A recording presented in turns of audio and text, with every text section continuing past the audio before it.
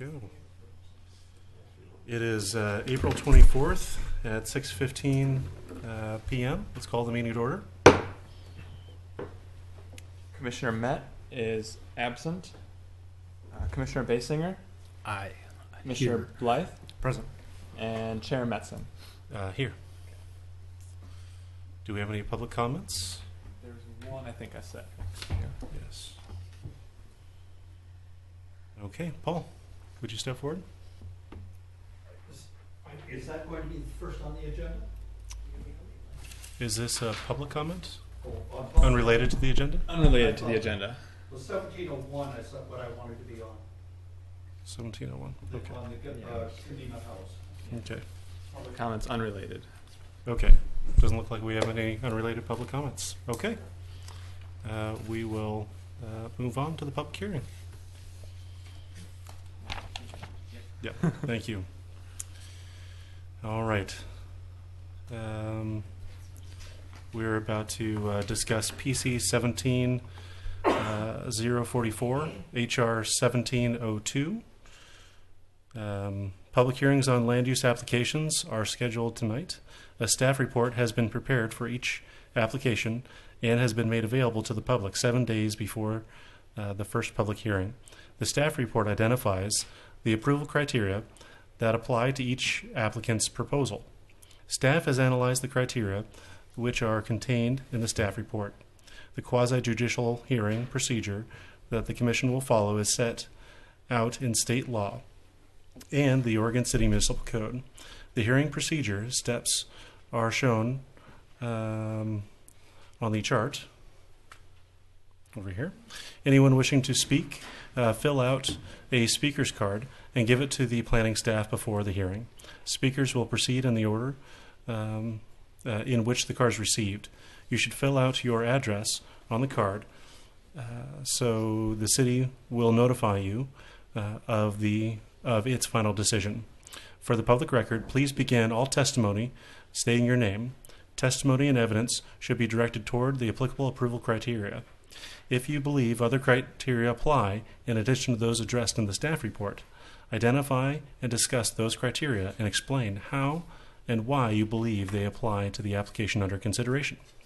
A person may submit any written material while the public record is open on each application.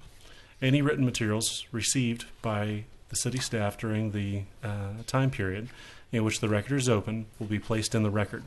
Written materials submitted during the public hearing must be presented to city staff in order to become part of the public record. If your person intends for a PowerPoint presentation, oversized poster boards, reports, pictures, or other exhibits used in their oral testimony to be placed in the record, copies must be submitted to city staff while the record is open. If they are not given to staff, they will not be included in the record. Any person wishing continuance to present additional evidence and testimony or keep the record open to respond to new evidence must make that request before the public testimony portion of the hearing is closed. If the Historic Review Board makes a decision with which you disagree, any issue that you may wish to appeal must have been raised for the consideration of the City Commission or LUBA or both, without raising the issue on the record with sufficient specificity and accompanied by statements or evidence that the city and all parties can respond. The issue will not be deemed applicable to this appealable to the State Land Use Board of Appeals. In addition, the failure of an applicant to raise constitutional or other issues relating to proposed conditions of approval with sufficient specificity to allow the local government or its designee to respond to the issue precludes an action for damages in circuit court.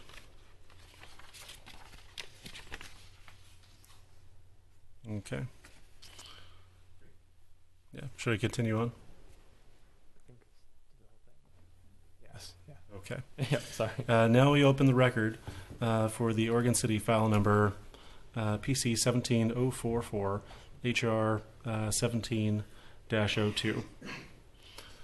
A request for the designation review a request to reduce the designation of an individually designated historic property outside of a historic district and consult minor pedestrian and vehicular improvements. Does any commissioner have any ex parte contacts, conflicts of interest, bias, or any other statement to declare? I should state that the applicant is my father-in-law, but I have no financial interest nor business dealings with him in this project or in recent history. Okay.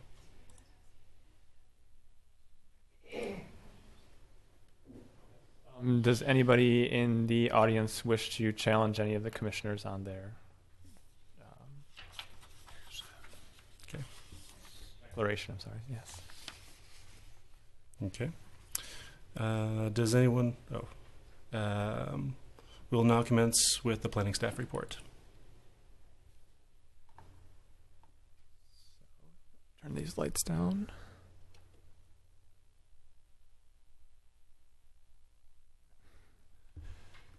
So the first item up is the Hackett House. And this is a request to, it's HR 1702, the Hackett House. And this is a request to reduce the designation of an individually designated historic property outside of a historic district and construct minor pedestrian and vehicular improvements. So a little bit of background on the Hackett House. It's Irwin Charles Hackett House, or commonly referred to as the Hackett House, was listed to the Oregon City Local Register of Historic Places in 1985. And according to and I think I'll skip the whole statement of significance, but the statement of significance. And this home is located right outside of, just to the north of the McLaughlin Historic District, in the Park Place. Two Rivers, I'm sorry, yeah, Two Rivers neighborhood. And here is kind of a site map of where this is located, off 17th Street at the intersection of Washington Street and Abernathy. So what you see before you is a site plan of, I have a pointer here. So here is a site plan of the parcel in question. So here's the boundaries of the parcel right here. And the Hackett House sits at the southern end of that parcel. So here's what the Hackett House looks like today. And this is kind of what the area, this would be this area, more or less, right here. And then on the north side of it is a parking lot and some empty space. So the idea here is to reduce the site, because as it sits right now and as the listing is, the historic site is recognized as the entire parcel. So the idea here would be to reduce the overall listing of the historic site, to just place it onto more or less the grass and the Hackett House itself with a section of sidewalk. The idea here is, in reducing the site, is that there are plans in the future, as you can go back here to this vicinity map that I showed you. These parcels are vacant, and a lot of this is vacant, and there are ideas to redevelop this in the future, and the applicant would like to incorporate some of this parking and better improve parking access to get to the site back here. And I'll go back here. Oops, I'm going the wrong way. So that way, the parking lot would be kind of like right through here, and they'd come into the site throughout here.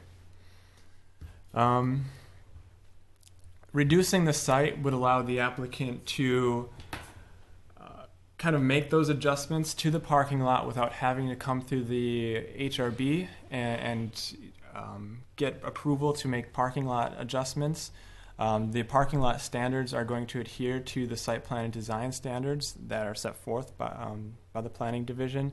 So they're going to have to meet spacing requirements, landscaping requirements, ADA access requirements, and circulation requirements in general. So reducing the site would protect the Hackett House while allowing them to do those parking changes without having to come through the HRB to have you sign off on the parking lot changes every time. So that's the general idea in reducing the site. And then next I have the list of conditions of approval, and I'm not going to read them through or in full, but the idea is to reduce the number of, or to reduce the designation of the site, and to limit any changes. In doing so, limit any exterior modifications to the landmark. So the landmark stays the same, and the site is reduced, but the parking lot will be allowed to change. And then the applicant has submitted a site plan to install minimum 2-inch caliper trees in between this area that I showed you, and within this area, as per the site plan submitted. That way, creating maybe a little bit of a buffer from any future development that occurs. And that's it for that one. Okay. Pretty simple. I would invite the applicant up. Please state your name and address for the record.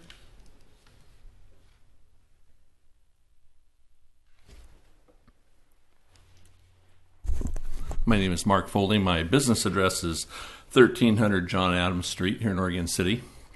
I live just outside of Oregon City on 14725 South Bruner Road is my residence. I am a member of the Hackett House Hospitality Group and the original restorer of the Hackett House in 1984.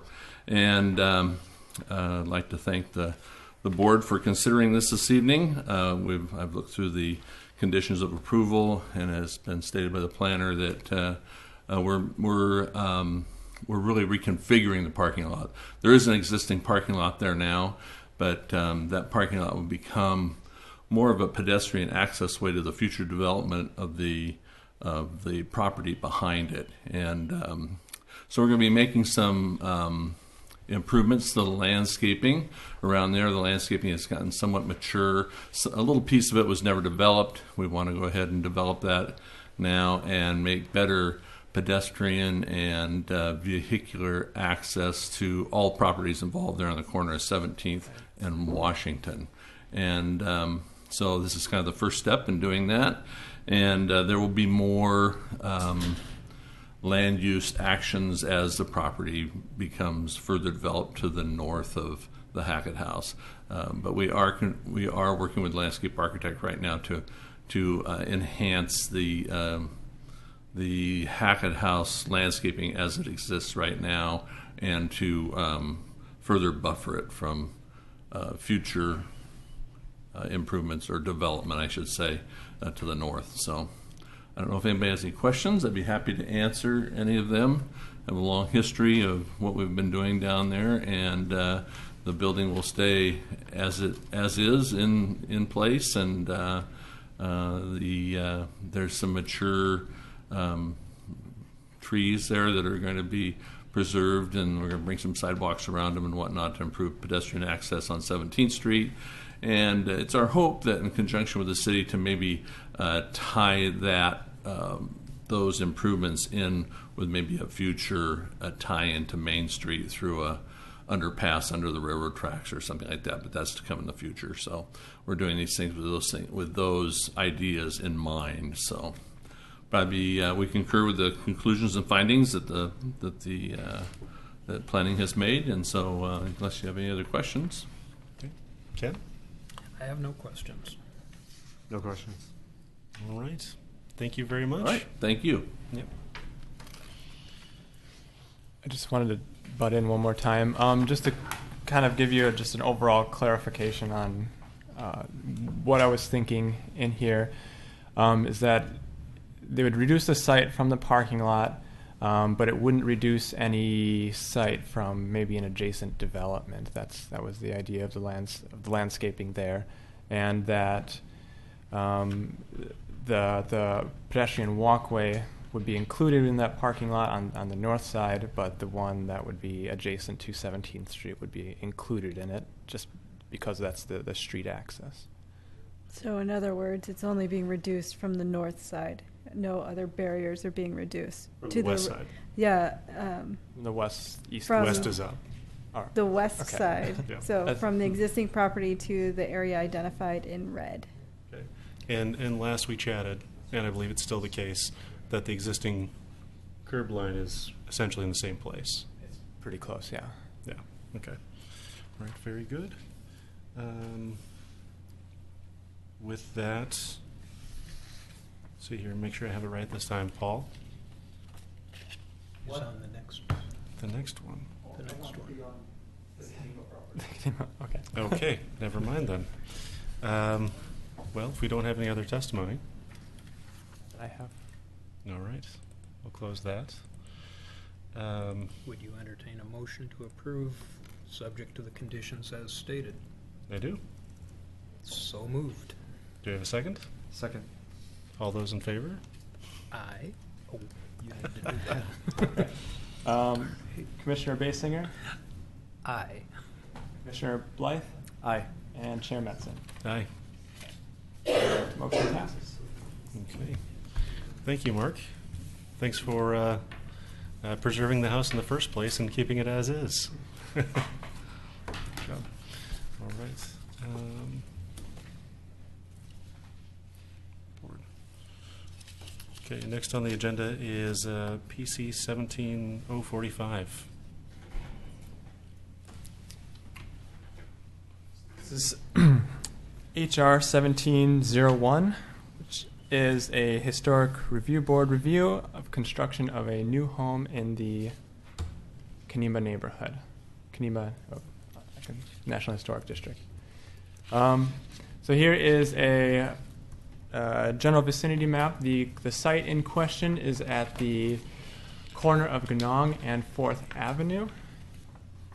And site in context, this property is developed and located along the corner of 4th and Ganong.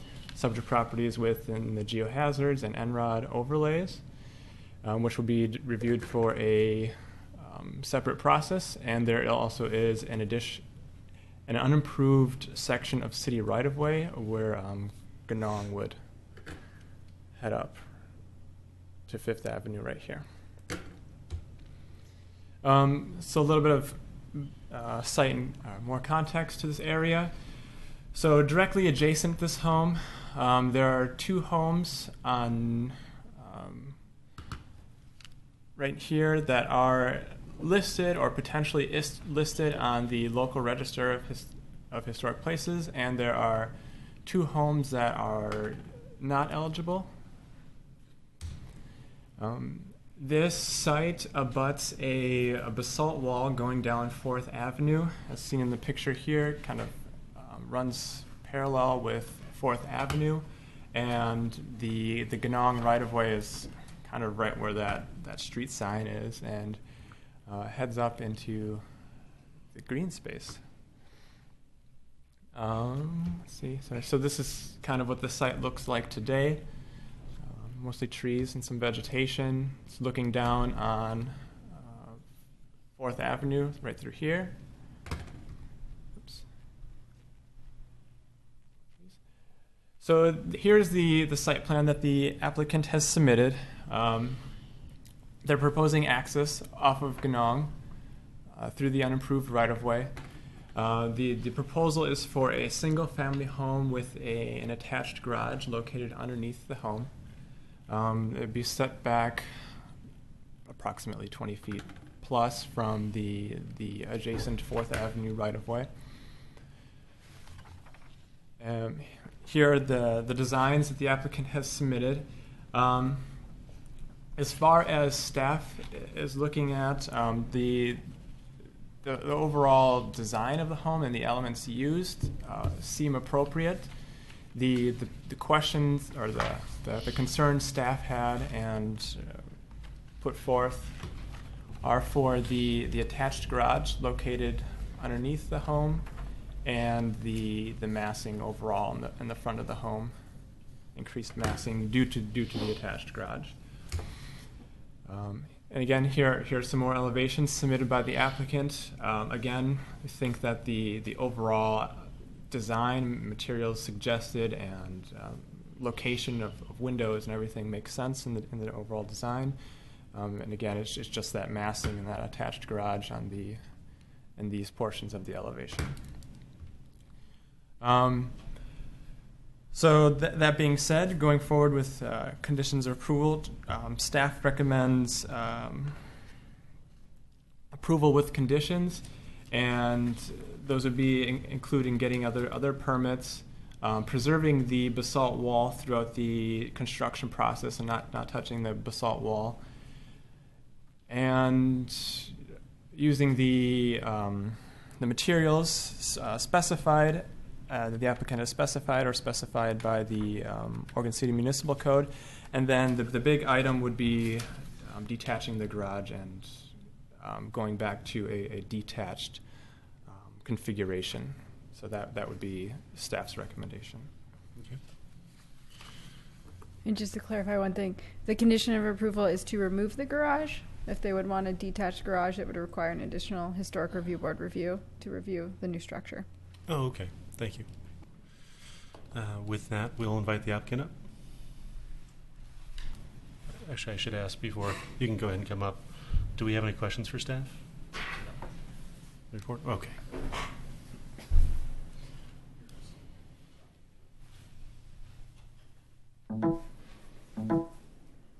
Hello. Todd Eislein with Eislein Architects, 1307 7th Street, Oregon City.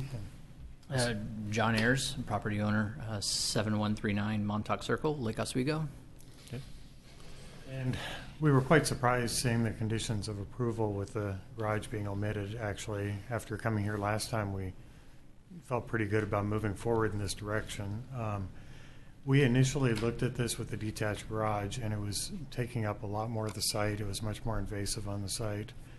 Had more geologic issues potentially.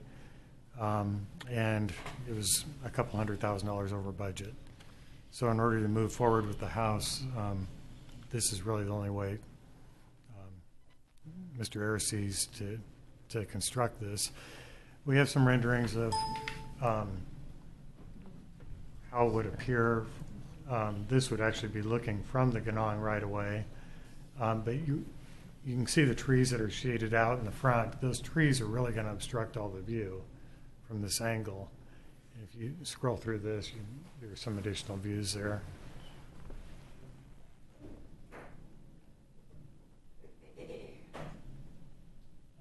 From the street side, you're actually even lower than this with more vegetation in there.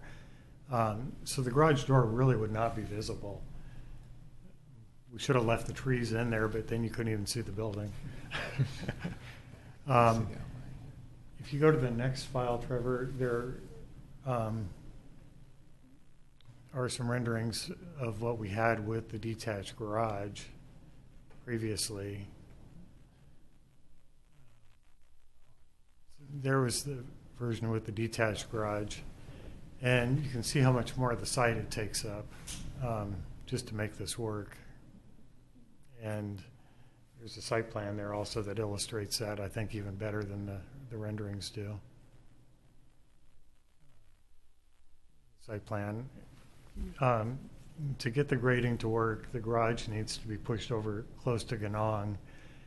It would have about a 10-foot high retaining wall at the back of the garage, and it would require significant grading, and then about a 4 to 8 foot high rockery wall as well behind the house.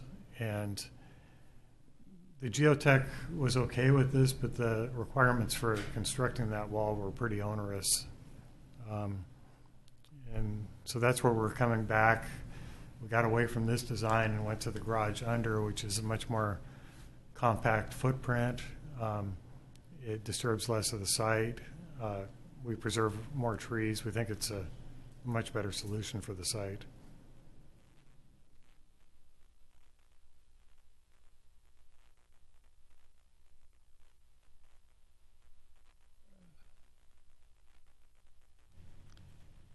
Site plan in here.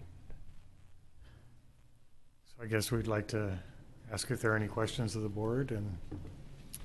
And Todd, as I look at the proposed site plan, you could realistically put the two-car garage in the existing driveway. Why did you choose not to go that direction? Because that wouldn't require a retaining wall or any of the measures. You have to have the same footprint of disturbance. it would, but there would not be the maneuvering room that he would like to be able to turn around and get out of the driveway. That would occur in the right-of-way. It could happen in the right-of-way, but that would require more regrading of the right-of-way to do that. More than what's illustrated on the site plan? Okay. So you're not actually proposing a hammerhead at the end of the Ganong? Okay. How wide are you anticipating those, the private drive up Ganong to be? 12 feet wide. 12 feet wide the whole way to the property line? Correct. Okay.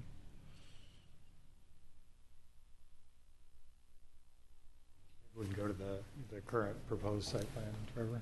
Let me just find it here.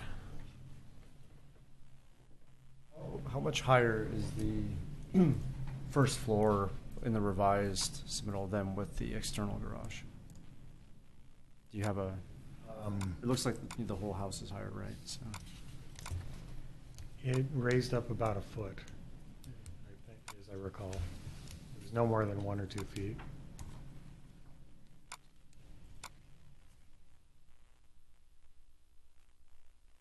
It is a very steep site. I mean, it's approximately a 40% slope on the site.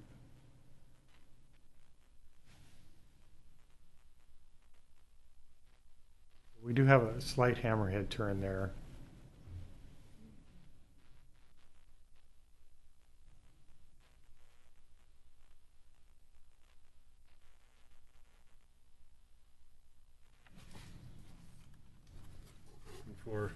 For a steep site, that's a pretty generous driveway. And we've also got the right-of-way. The way things go is you level out a spot and you make the most of it. But it almost seems like the house became much more compact, and then everything that was flat was turned into the driveway. And I guess I'm really looking for the reason of why the garage. Well, there is no parking. Fourth Avenue is a very narrow street. There's no on-street parking there. So we need to accommodate some off-street parking somehow. Okay. What makes this site unique in that it should have an attached garage? Well, the detached garage, just by nature, is going to add another 500 square feet to the footprint. Okay. And that's more site disturbance, and that's what we're trying to minimize. I guess the point that I'm getting at is the driveway site disturbance in and of itself. We don't want to push the building over any further towards Ganong because we'd like to preserve those trees that are there. Okay. All right. Well, that's 40-inch diameter fir trees in there. Okay. And you want to keep more than 10 feet of separation between the garage and the house, let's say. Okay. All right. Ken? When you're down on 4th Avenue, looking up at it, how much screening is there? When I stood there with the existing vegetation and nothing built, I was having a hard time visualizing exactly how high this main floor would You be. can look at all these maple trees and everything that are there, the ones that are kind of leaning. Mm-hmm. Those are all in the right of way. So the property actually is quite a ways back. The property is about 24 feet back from that retaining wall. I think this is, maybe there's an old foundation or something that was on the site once upon a time. I think that's Yeah. this right here, this Yeah. little pit. Just for some more context or clarity.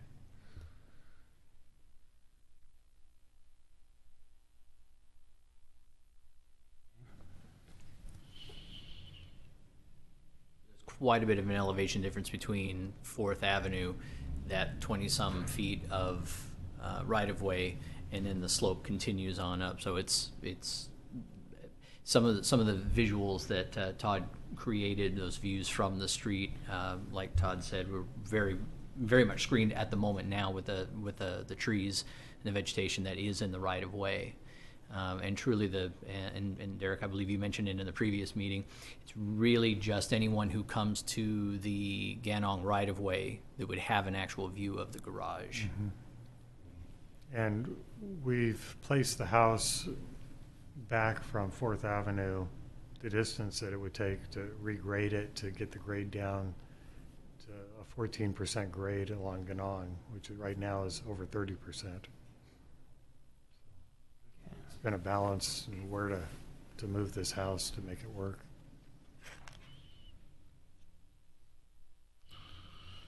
Grant, did you have any thoughts, questions for the applicant? No, nothing additional that I. Okay. Any last words before we invite others up to share? Okay. Thank you, Todd. Thank you.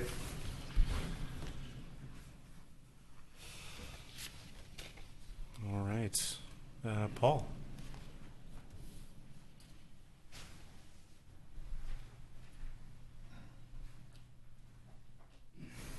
Thank you. Paul Edgar, Kanema.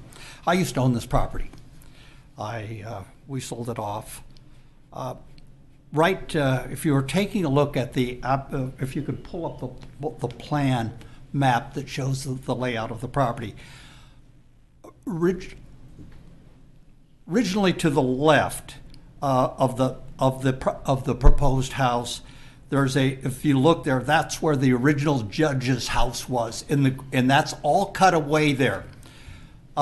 This was the first federal judge of the Oregon Territory, and the house, by putting it over there, I reduced the amount of cutting into the hillside, and in this area right there in front of my house, we're straight up on Ganong, and we had a landslide right in front of our house that went down and created a lot of the buffer part that's going to be cut.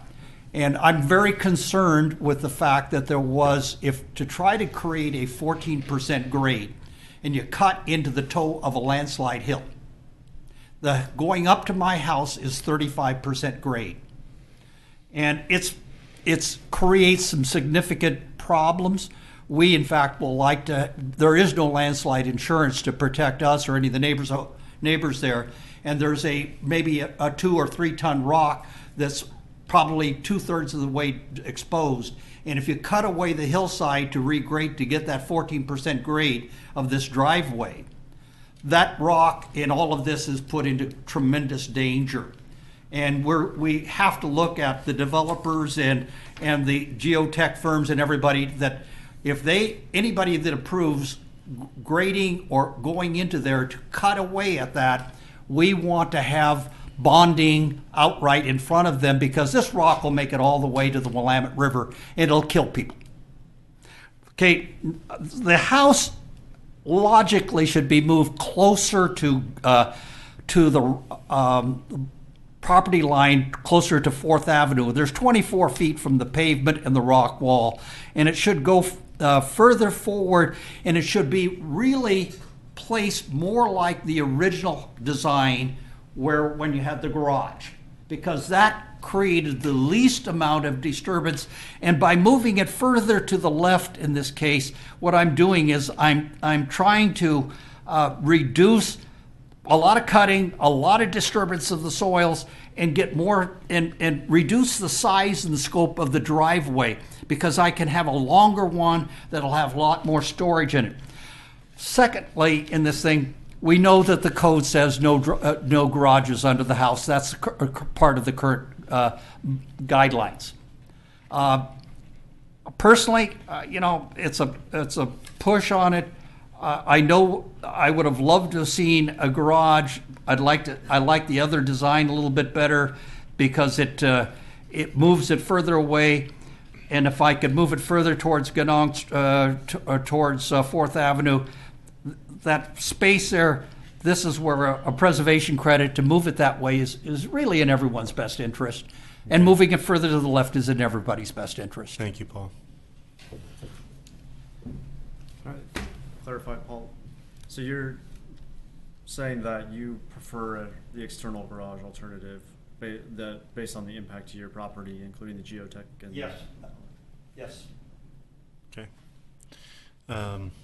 We don't review geotech. We leave that. I'm sorry, I meant just as a whole, I guess. As a whole. Preference. Not, Okay. I didn't realize that. Okay, sorry. great.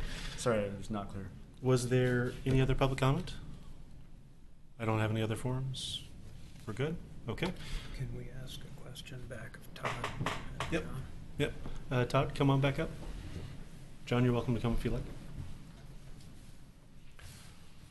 Go for it, Ken. Regarding the setback on the 4th Avenue side, there's not a dimension shown here. Is that standard setback from the It's a property standard line? setback. Okay. So, We're not asking for any preservation incentives. okay.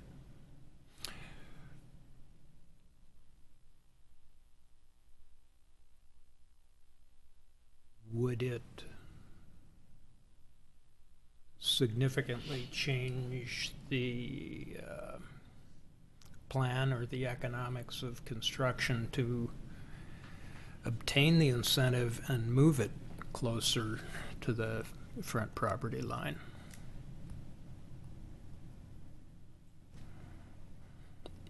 If that would reduce the amount of excavation that you would have to do, and maybe reduce some of the concrete work.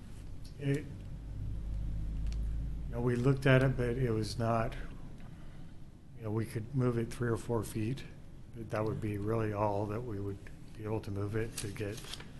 A 14% driveway is fairly steep. Yeah. Oregon City doesn't have a limitation like some jurisdictions, but 14% is generally recognized as the maximum. Okay. You have to be very concerned about transitions up and down too, so the cars don't bottom out or hit bumpers. In your earlier comments, let me make sure I'm understanding this right. I think you said that this plan requires less disturbance and less removal of material than the other with the detached garage. Did I understand that right? Yes. Okay. We're talking hundreds of yards of material. Todd, so we've got this area here, which is basically the flat. Why did you rent the house in this direction rather than this way to go with the slope? Started with a previously approved plan for the site. Okay. With the garage underneath? No. Okay. All right. So the previously approved plan had the detached garage. Did. Okay. Last time you were here, you came for design advice last month. Correct. And I said I'd never voted for something like this before. Mm-hmm. That was untrue. I was corrected. There was a house that had an attached garage because of similar technical issues, constrained site. that had a creek running through it, and we allowed for a garage that faced the right-of-way, but it was supposed to be so far up and back it could not be viewed.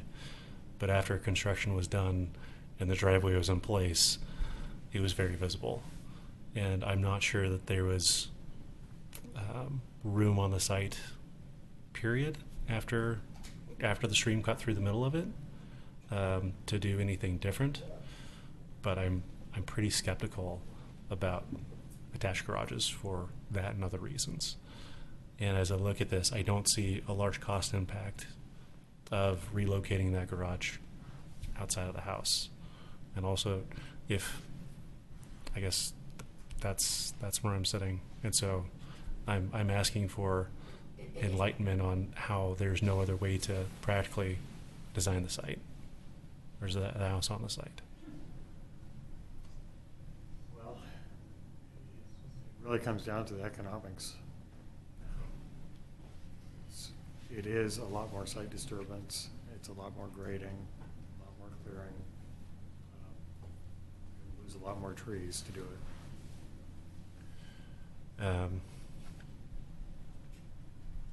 Are there, I guess if the house stays in the same spot and the garage goes in the driveway, because it appears to be at least 30 feet long, it's the same footprint.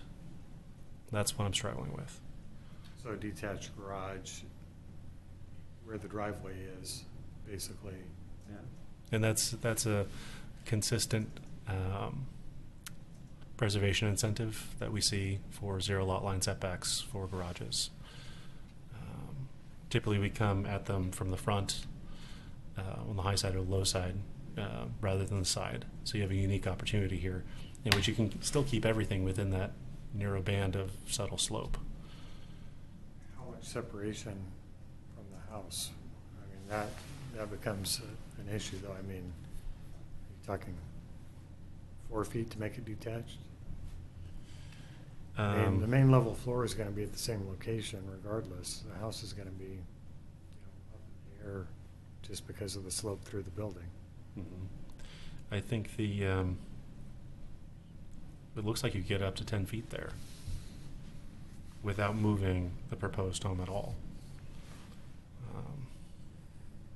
with a 2-car garage. 8 feet, yeah. Yeah, I think that would be reasonable. So I appreciate what you did with putting the stair where it is, because that is the vantage point in which people are coming up the hill. You're trying to block the garage with that stair that's screened on the bottom. With this concept, I see that you did all the right moves. He also has a desire for parking for guests there too, and we lose that opportunity since there is no on-street parking. Will probably happen on the right-of-way, on the private drive, more than likely. So we've got now the turnaround at the top. That's no good, granted, for guests. But I see it as viable, and you have permission from the city to put it through there.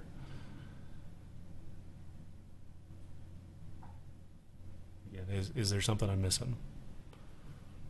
Well, no, it's the overflow parking, the parking for guests that we would be losing. Okay. Yeah. All right. Gentlemen, any other thoughts? I have a question for staff. Okay. What are the criteria for the deviation that allowed the garage underneath the other house that we were talking about?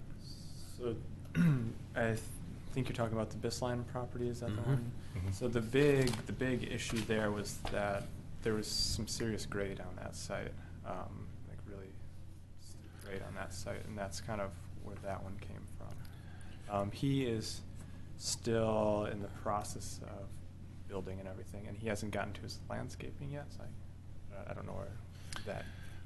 Yeah, I'm just wondering what the specific rule is that allowed for that deviation from the guidelines. That's, I'll save you here, Trevor. He was not here when that went through. There were specific findings. The majority had to do with the stream cutting through the site, and the frontage was actually on the other side of the stream. And they did not feel it appropriate, and we concurred to cross the stream in order to get to the house. Without doing that, you couldn't really have a garage. He received, or the owner received, an easement to cut through an adjacent property up to that one, and the 0 lot line setback from that easement wasn't really realistic, because he would have pushed that garage directly up against the neighboring property, and there was physically no way to get in the garage at that point in time because of the creek on one side, the property line on the other, and there was just a few feet. There was no room to maneuver. Yeah. So I believe it was a combination of those things that were the findings. It was also not supposed to be visible from the right-of-way, but I don't think that's how it was executed. Yeah, I'm not here to debate that one, but I was just wondering. You have some of the same issues here, the steep slope, and it isn't a creek going through there, but the mature trees back in there have some value, and this garage is well concealed from the right-of-way as it's proposed. Mm-hmm. So I don't know. But to get back to my point, you can install the garage right here with a 0 lot line setback without moving the house and disturbing any more anything. Seems it would be more visible impact from 4th Avenue and from Gannon, probably in that location. With the garage? Right. A detached garage? Right. I mean, much larger structure on the site. Yeah. But we allow for detached garages. Yeah. There are some other detached garages that are placed kind of awkwardly and, in a similar fashion that I'm just qualitatively saying, but to me they seem less aesthetically appealing than perhaps what he's proposing. Okay.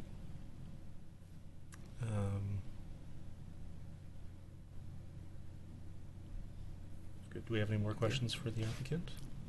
I don't. And there's moving the house further towards where that original foundation was, which would be towards the, I guess, west. Is there a reason you wouldn't want to space that a little more and move it that way? Fewer trees will be impacted where it is now. All the maples along that area would have to go. There's that. We're trying to minimize the number of trees to take down. Sure. That's the flattest spot of the site, though, right? Flat's relative. Yeah, I mean, these are 2-foot contours on the site plan, so Yeah. it's pretty steep. The cutout there that you can see by the large poplar there where the judge's house was, it's really that cutout. Yeah, that area is really only about 10 feet wide. It's not quite as it's not the remnants of a swimming pool. It was a very small structure. It's a very small structure. Yeah.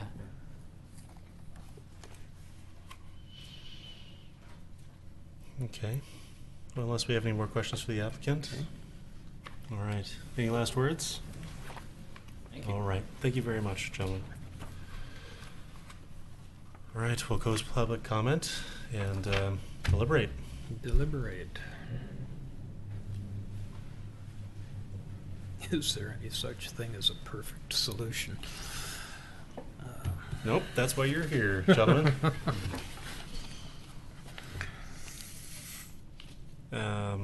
I'll say that architecturally the house itself is very elegant. The facade facing 4th Avenue is wonderful. The back facade is completely appropriate, and the right elevation, I think, is a little broken up in the windows, but I think that's following a staircase, so it does make sense.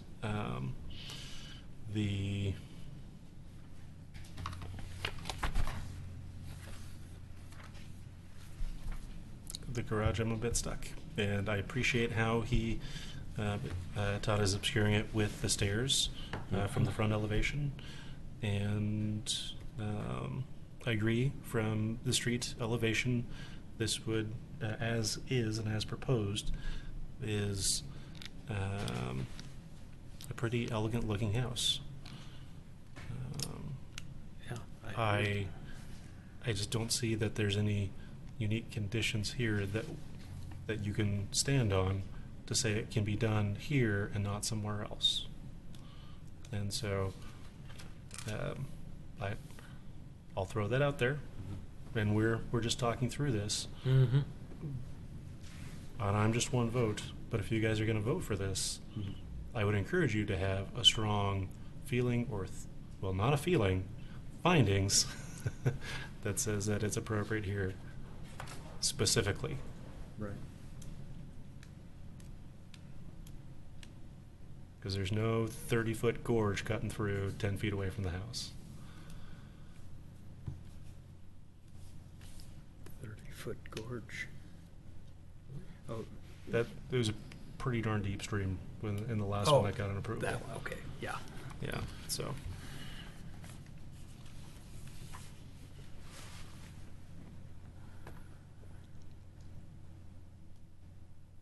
Because my thoughts are that the garages, any kind of enclosed parking is not consistent with the neighborhood.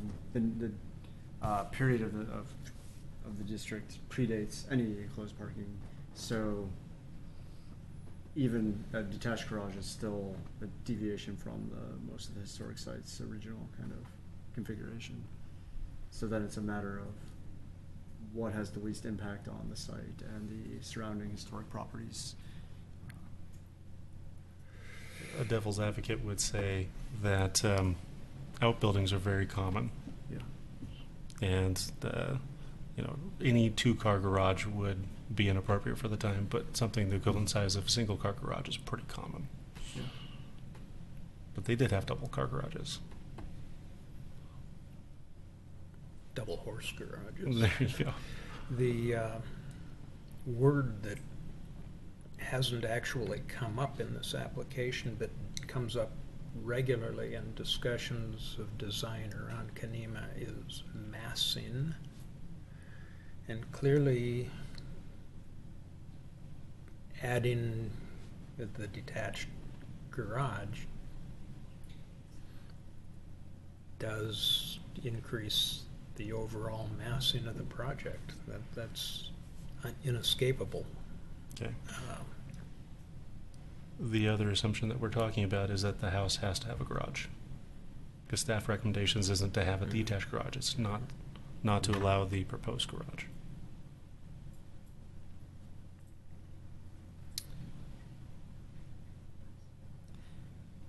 Yeah, I heard that the applicant would have to come back with a new application.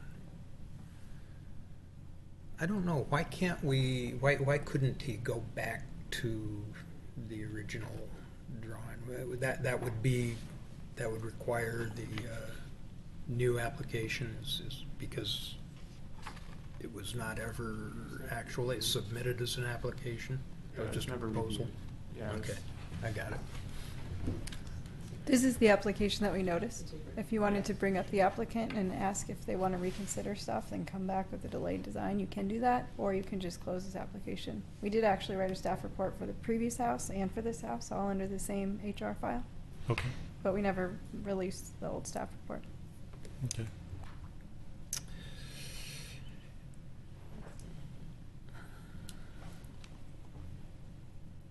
The intent of the design guidelines is always visual compatibility with the historic properties, the historic structures. And I think this is more visually compatible in this iteration than in the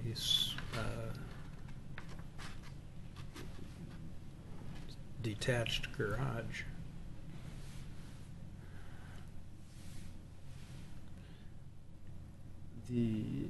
There's two houses on 4th Avenue on the north side that have garages that are right up against the right of way, at the elevation of the right of way, and then the houses are down farther. I think they're newer ones that were mid 2000s. 501 and 507. And I think most people in the neighborhood don't like the visual impact of those homes the way that is. And I kind of feel like the configuration that we were talking about with the garage directly kind of adjacent to the house against Ganong is reminiscent of those in some ways. I guess I would challenge that. Okay. In that 4th Avenue is the primary facade, Yeah. and the whole reason we're talking about a garage off of Ganong is because it's not visible. Right. And so, should we really say or compare one in which the main Right. elevation of the house has a garage in front of it as opposed to the side? Mm-hmm. Yeah, that's valid. Yeah. Okay.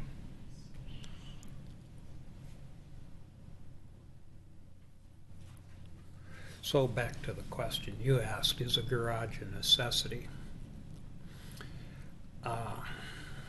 Speaking as a real estate broker, I would say yes. I would say that the future value of a home is significantly impacted without a garage. And the future marketability of it imputes to value both on the tax rolls and to the homeowner. Ken, I think you're 100% right, but that's kind of relevant because we're talking about why should we allow an attached garage in this instance. I guess I feel like there's a adverse impact on the other properties of not having as much parking on the site, and that it pushes cars out either on the surface or then out into the right of way, which is a very limited area. 4th Avenue is very narrow, and Ganong is very narrow. So anything is. that, I'm sorry, go ahead. no, just so any vehicles that get parking that gets pushed out into that area will have an adverse impact on those properties and on the traffic in the neighborhood and the flow of the traffic. Yeah. Unfortunately, Ganong has yet to be improved. I'm talking about the below, between 4th and 3rd. Sure. Yeah. But we're talking about Yeah. traffic basically being pushed into here. This is where park is going to occur if they have a garage in this location. Mm-hmm. And that'd be guest parking, right? Because they'll have 2 spaces here just as they have, 2 now.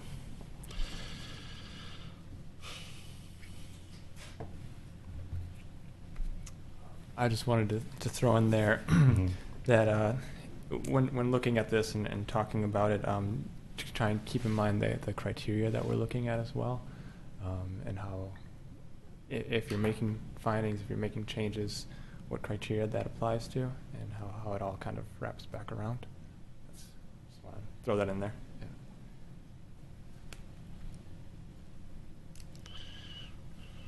Okay. So we're in deliberation, but I guess I wonder if the applicant would like us to make a decision tonight or postpone till a later time. So do you want to Open back do up? I need to then? open? I need to. Okay, I'll open the public hearing. Just for the specific purposes of talking to the applicant? Is that why you're doing that? Correct. Okay. Yeah. Then they could come on up to the microphone so we can get them on record.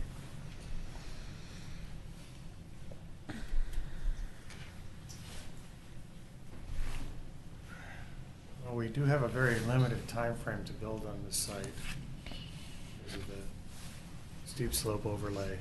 Yeah. Any further delays would probably mean the house would not be built until next year.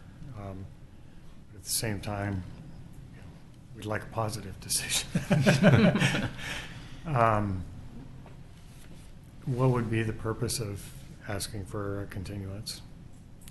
If you did not think that the board would approve this, it would give you time to get something together and get it back to us without being rejected. I'm hesitant with the detached garage, just because it's not going to accommodate the parking, and it is going to make much more of an impact on the site. I mean, visually, from 4th Avenue, we're going to have much longer frontage that we're facing. I mean, the massing, as Ken brought out, changes dramatically. If we had another gable that was facing towards Ganong, I think that would look very strange. If we had, the roof with the gable end going the other direction, like a cross gable, might be more appropriate, but it's going to be different level, and it's going to, it would take quite a bit of work to make it work, I think. Yeah. And is what I think about when I look at that double car garage is there's a lot of roof. You're right. It's, and I hate to say it, but what about a single car garage? I mean, I'm just thinking about what I'm going to hear back if we approve this and all the different things that we didn't think about or talk about. We have talked about a single car garage, and it really doesn't suit John's needs. Okay. Okay. I'm looking at the top of page 11 on the staff report, the paragraph that explains why staff made the recommendation. And it says the applicant has not provided sufficient evidence as to why the site constraints dictate that the garage must be attached on site. Can you provide that?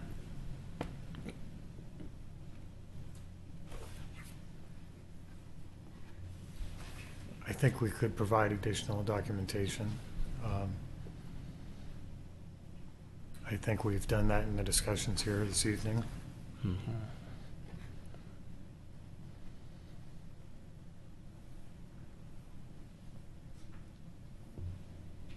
Okay. I would suggest opening up to the rest of the public, since it was on comment that was Sure. got into the content. Okay. Thank you very much, Doug. All right. Would anyone? Paul, thank you.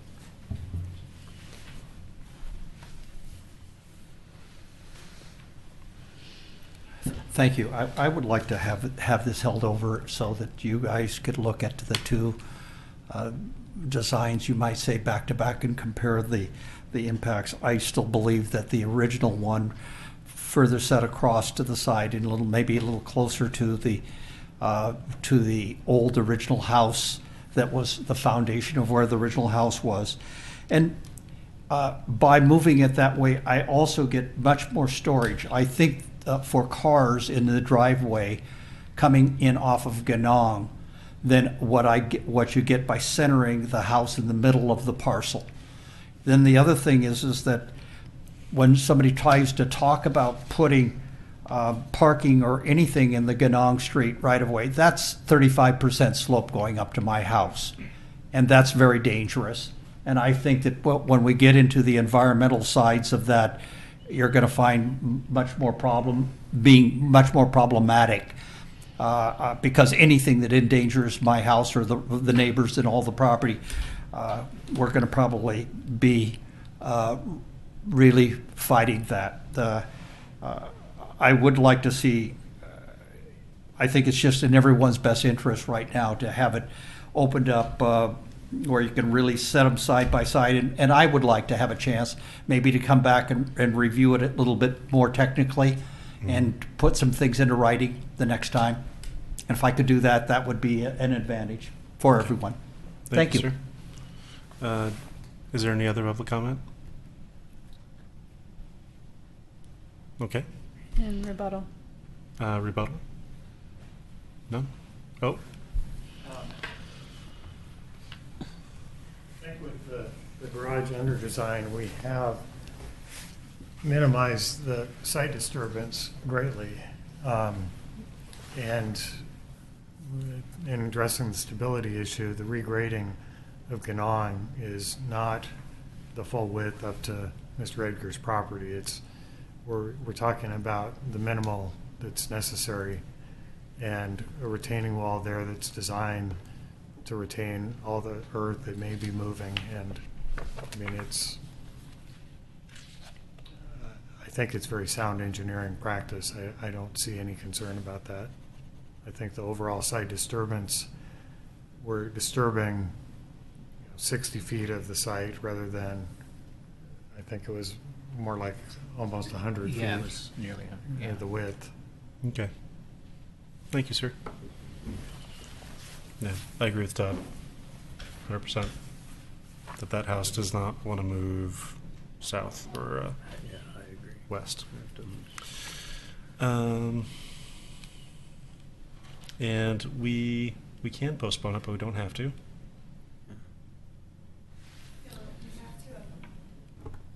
You're required to postpone it on the first evidentiary hearing. We are? And if you receive a request for continuance on the first evidentiary hearing, you are required to continue it. Is that state law or Oregon City? Or a state. Okay.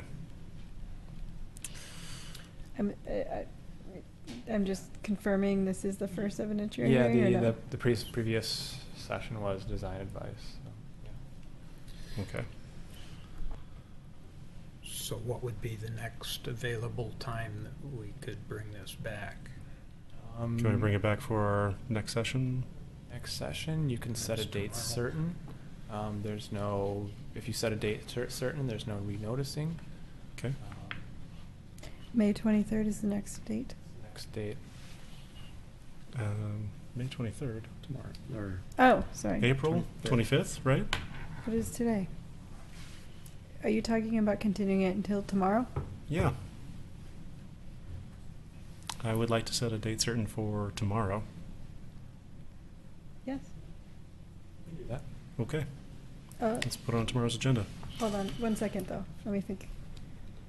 One moment, because that's not on the agenda for tomorrow, and you have to post the agenda 7 days in advance with all the items. Okay. Even if it's continuance. Because the only people who are allowed to talk on, well, No. Well, no. is the record open or closed? You didn't close it, or you did close it? I haven't. Even with a continuance, it's separate. The public, it's a separate thing, so Still that has to people be have publicly noticed? ample time to see. Be posted at least a week in advance is for the agenda. So you can set it to a date certain a week from now. Okay. If you'd like a special meeting, Gentlemen, if you would accommodate that, I would appreciate a special meeting. I can accommodate it. yeah, we can do that. Okay, thank you. if you want, I can. If you want to take a recess, we can look into if we can post it tomorrow. If you want to do a 5-minute break, I can try and call a lawyer. Please do. I'd appreciate You that. want to take a break? Yeah. All right. We'll take a 10-minute break. Hopefully, you can get a hold of someone.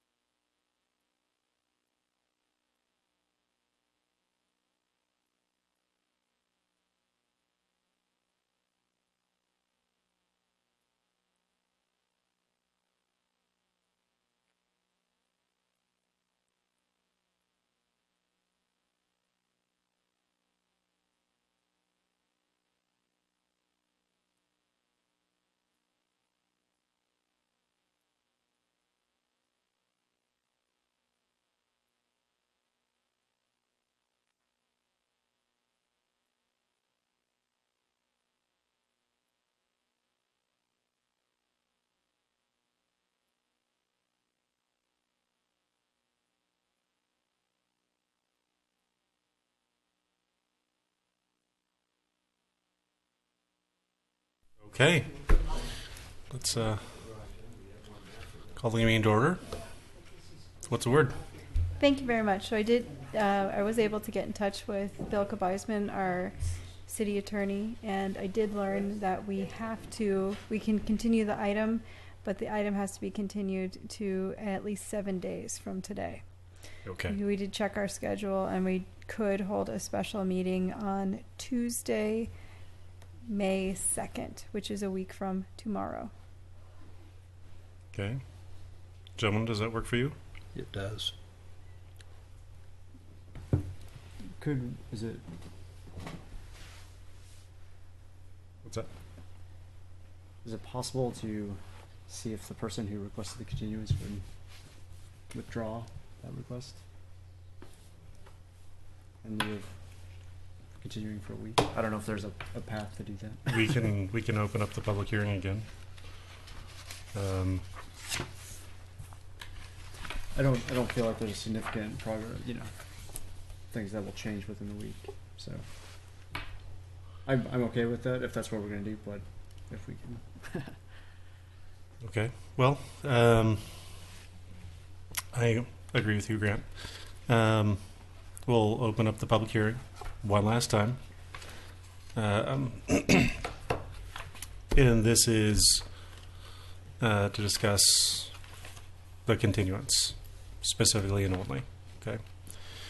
Would you guys like to come up or can we just go straight to Paul? Paul's the one to make a request. Okay. Paul?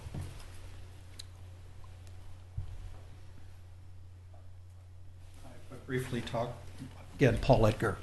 I briefly talked with the applicants and asked them if we could get together on the site in the immediate future and really kind of walk through and talk through some of the stuff. They agreed and said yes, and I think that that's appropriate and would lead to a positive outcome and a continuance. That's Okay. So Well, then, motion then. yeah, we made a motion last Applicant's time. rebuttal? Rebuttal? Okay. Thank you. So you close the public hearing? We will close the public hearing. And do we Or- actually have to vote on something that's required? Or you can leave the you could leave the public hearing open, rather, so people could submit additional testimony at the next hearing or in between before the next hearing as well. If you continue it to May 2nd, we'll be posting the agenda tomorrow. Okay. You can make a motion to continue to a date certain. I make a motion to continue PC 17045, HR 1701 to a date certain of May 2nd, 2017. And can I Second. get clarification if the record is open or closed, if you want to seek additional information between then and now and at that next meeting? We'll leave it open. Open? Okay, thank you. Okay. Yeah, second. Okay.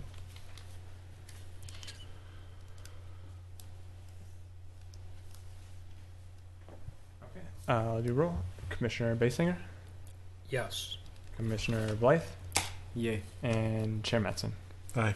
To provide further clarity, it will be continued to this room, 6 o'clock on Tuesday, May 2nd. That is correct. Thank you. I had to get the time in there. Okay, and with that,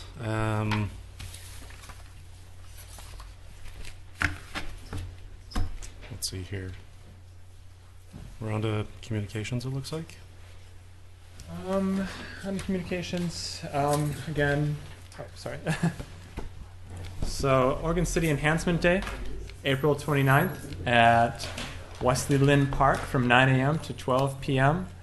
Be there, plant some trees, have a good time outside. Hopefully it'll be nice and sunny. Perfect tree planting day. Next thing is that tomorrow evening is another. Excuse me, we're still in our hearing. Thank you. That tomorrow evening is another HRB meeting, and we'll be hearing 2 more different applications. So Okay. 6 p.m. here. Yep. Very good. And that's everything for now. With that, we're adjourned.